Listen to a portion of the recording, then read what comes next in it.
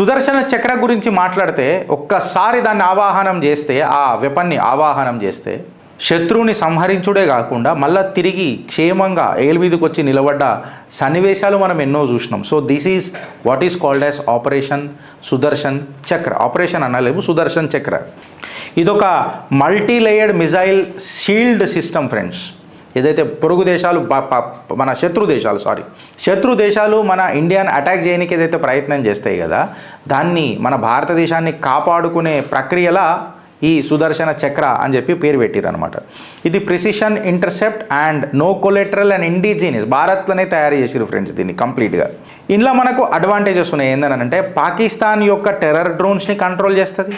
పాకిస్తాన్ అగర్ JF-17 jets short or wrong range missiles కొట్టినా కానీ సుదర్శన్ చక్ర మన దేశాన్ని కాపాడుతుంది. చైనీస్ యొక్క హైపర్సోనిక్ మిజైల్ సిస్టమ్స్ని కూడా దీని రేడార్లకు తీసుకుంటున్నారు. ఇంకా J-20 stealth jets carrier groups ఏవైతే ఉంటాయో వాటిని కూడా ఇది కంట్రోల్ చేస్తుంది అని చెప్పి చెప్తున్నారు.